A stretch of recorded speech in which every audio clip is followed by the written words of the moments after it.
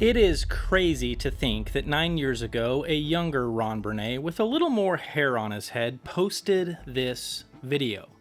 And you know what? While everything in that video still holds up, besides me getting a little older and a little more grumpy, the idea that putting together a great sounding system shouldn't break the bank is still just as true as it was a decade ago. And with a warm welcome back to New Record Day, let's circle back around to this concept and show newcomers how to cheap audiophile in 2026. Kicking things off, it's impossible to ignore just how many audio enthusiasts get started with streaming. And look, I would love to try to convince everyone out there that CDs do sound better, but I'm not going to die on that hill right now. So for starters, our first piece of this cheap audiophile puzzle has to include streaming, whether it's Bluetooth, Spotify Connect, or Tidal Connect.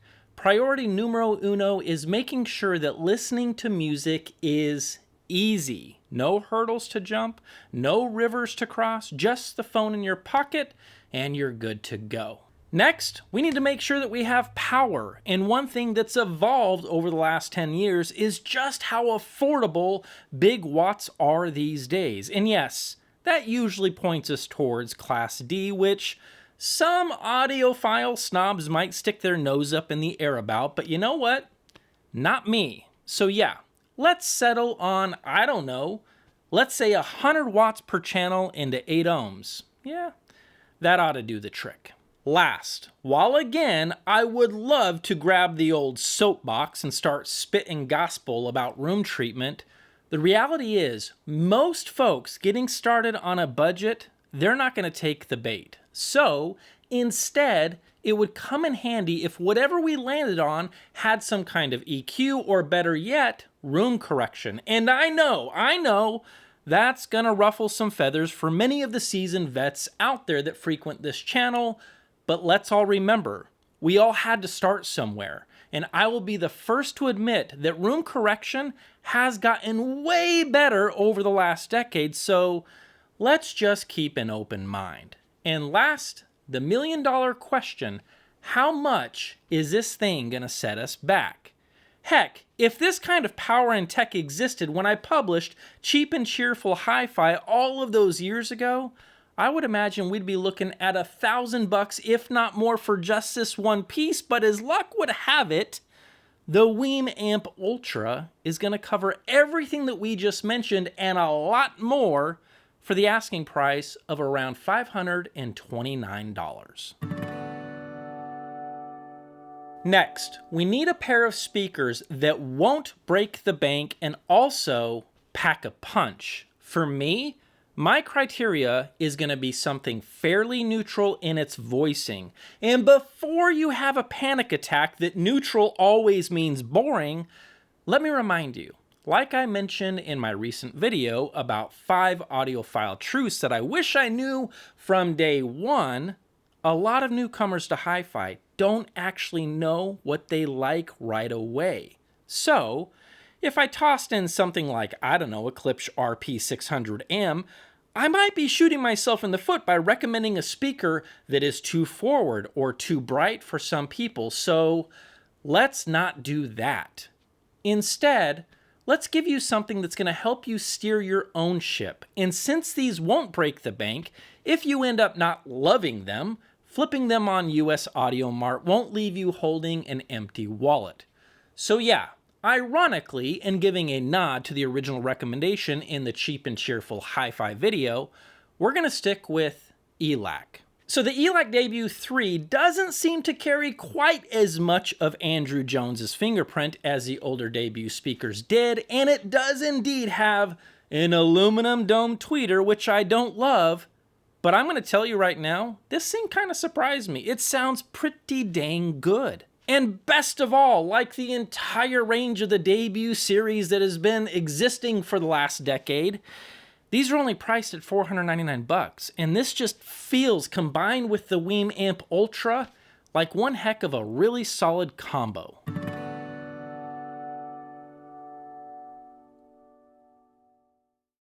And finally, we need something to actually put these speakers on. Now, If you watched the original Cheap and Cheerful HiFi video, you probably remember that younger Ron Brené may or may not have had those speakers sitting on what was essentially glorified plant stands. And while they technically did the job, let's just say we can do a lot better here in 2026. Priced at $180 for the pair, these might not be the cheapest option out there, but think of these as a one-and-done kind of purchase. They support up to 75 pounds, they have adjustable spikes, and all 4 columns can be filled with sand or kitty litter. So if you want to take things to a whole new level, that extra mass can help avoid any possible noise or resonance and just makes the whole setup feel a lot more planted and solid. Alright folks, if you are new to the channel, welcome to the party. Now, over the years here at New Record Day, we have learned one thing. That fancy pants manual that came with your speakers, feel free to light this on fire or that. We won't need it. And look, that might have been a little bit dramatic, to be honest with you. And of course, in some rooms, keeping your speakers close to the front wall might be your only option, and that's fine. But if you've got the space to pull them out on the dance floor, for the love of all things soundstage, please do it. Without a doubt, you'll get a bigger, wider, and more open soundstage when you give your speakers some room to dance and to breathe.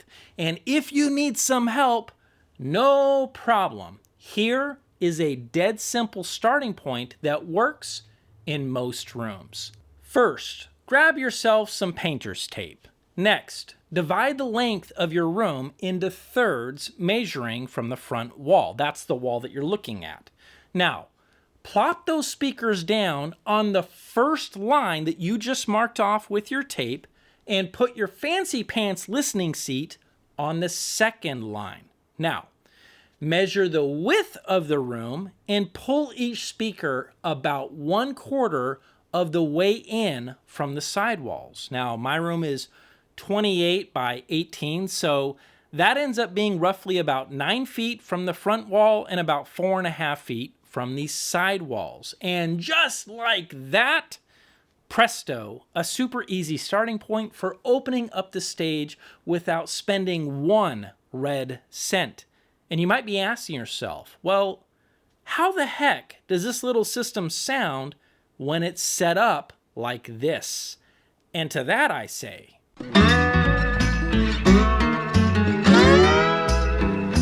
engineer, where are you headed?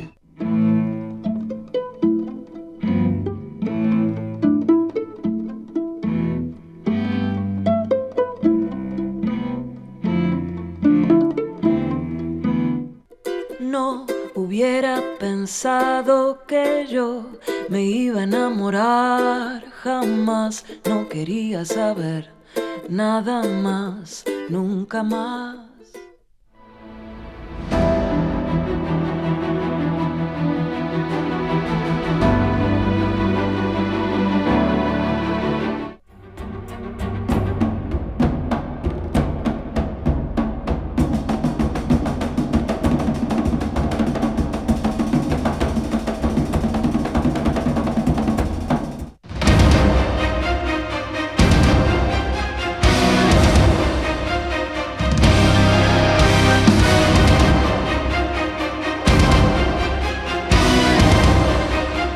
So yeah, if you like what you just heard with that starting point and you want to take this to the next level, check out our Lots video.